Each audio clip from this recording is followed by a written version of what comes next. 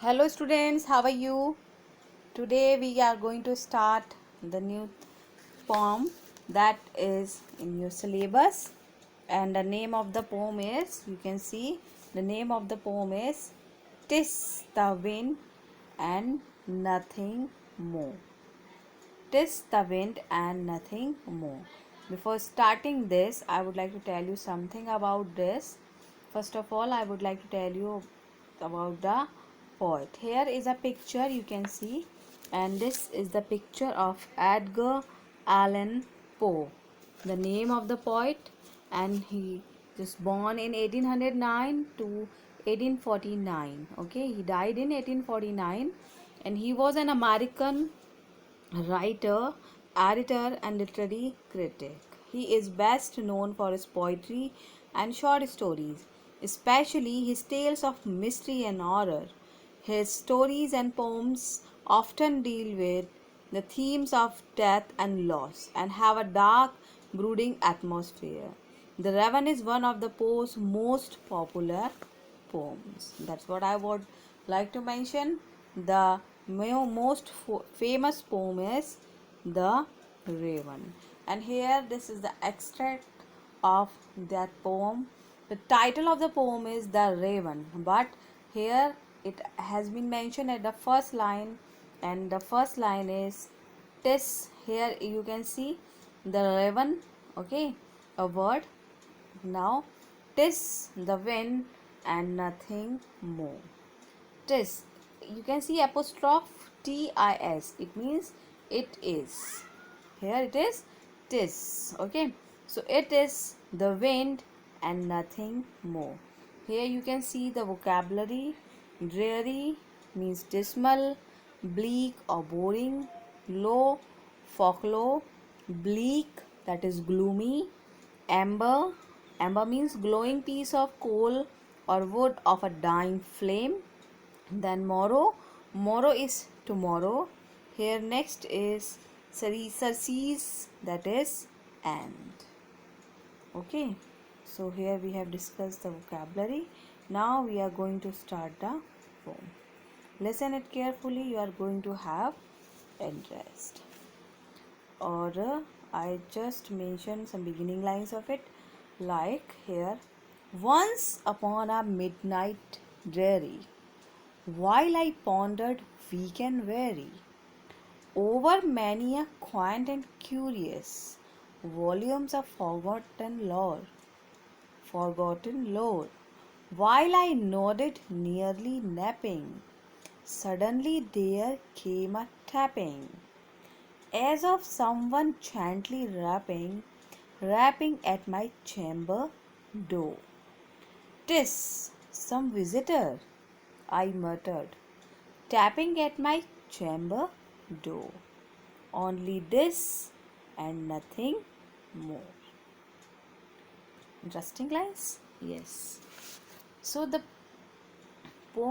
poem is, first of all, I would like to tell you, this poem is a popular narrative poem written in first person, and it centers around the themes of loss and self-analysis.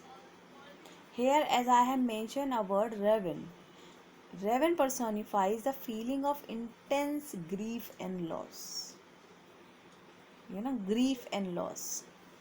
While others symbolize throughout the poem reinforce a melodramatic mood, which emphasize the main characters of grief and loss. So when you read this, although only 4 paragraphs has been mentioned here, but many are there, are the part of this poem. Okay, so you are only going to read only 4 paragraphs, so this will be enough for you to know that it is creating self-analyzing and loss. How? Now you are going to start. Once upon a midnight dreary. Dreary? Boring. Midnight? At the mid of the night. While I ponder, weak and weary. Here the poet want to say that when at the midnight, okay, at the midnight, once upon a time, he was introducing a typical melodramatic, weak and weary character. He himself presenting as weak and weary, who is evidently lost in thought over many a quaint and curious volume of forgotten lore. Forgotten lore, when you are lost something to find out. Quaint, strange, and curious that you want to know. Okay. He claims to be thinking and pondering over volumes of old tradition of knowledge. While while I nodded, okay, while when nodded means to move head, okay, like he nods off while I nodded, nearly napping a short sleep during the day. Suddenly there came a tapping. Means when he was just about to sleep during that boring night. Okay, when he just nods off to sleep while reading. Okay, then what he heard? There came a tapping. Heard some sound of tapping. Okay, he was interrupted by a sound of tapping or a tapping sound, as of someone gently rapping at my chamber door. Okay, like someone rapping, someone gently knocking on his chamber door. Room chamber is room. Okay, so on the door of the room someone is t- uh, tapping. He muttered. Okay, here the lines are, "Tis some visitor, it is some visitor, someone came." I muttered, so he muttered, "Tapping at my chamber door, only this and nothing more." Then he mutters to himself that it must be some visitor, since what else could it possibly be? What it could possibly be? So यहाँ पर here he is just expressing a story that creating a drama, okay, where he was at the midnight, he was getting bored, he was feeling weak, he was feeling exhausted, and he was thinking about something, he was in some imagination, some dreams. Suddenly suddenly he heard a noise, a tapping of noise of tapping on his door, on his chamber door, and then he uttered to himself that no one is there except of wind. It's except of some visitor. Nothing is there. Don't worry. So moving to the next stanza. Ah, distinctly, I remember it was in the bleak December, and each separate dying ember wrought its ghost upon the floor. Eagerly I wished the morrow, vainly I had sought to borrow from my books surcease of sorrow, sorrow for the lost Lenore, for the rare and radiant maiden whom the angels name Lenore, nameless here for even more. Okay, what you think through this scene? When you are reading this, what imaginations are there in your mind? Now just jot it down all the scenes. Like where in the first paragraph you have seen that someone is knocking at the door. Okay, so here when you are just away from that scene, now when you are thinking that some thoughts were there in the mind of a speaker. Distinctly I remember it was in the bleak December. Bleak December. Now he was taking place. He was going there during the bleak December, when dying ember from a fire were casting ghosts, and each separate dying ember wrought its ghost upon the floor. Dying ember is causing ghosts. Eagerly I wished the morrow. Wished the morrow means want to see tomorrow. He was wishing for the night to pass. Wishing for tomorrow, want to pass. Wish for the night to pass. And vainly I had sought to borrow. Okay. When and desperately he was trying to escape the sadness of losing Lenore. From my book Surcease of Sorrow. Surcease, what is the meaning of surcease? That is end. My books, Surcease of Sorrow means escape the desperately trying to escape the sadness of losing Lenore. Sorrow for the lost Lenore, for the rare and radiant maiden, whom the angel named Lenore, nameless here for even more. Okay, he has mentioned the name of Lenore, so it becomes very obvious that Lenore was someone important to him, as he described her as a rare and a radiant maiden. Rare and radiant maiden.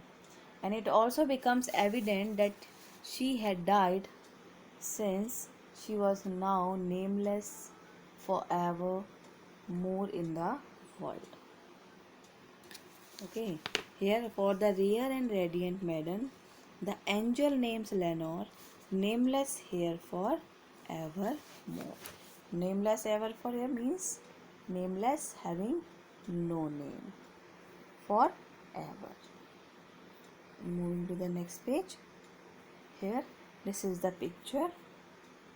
Okay, this is the picture of this poem.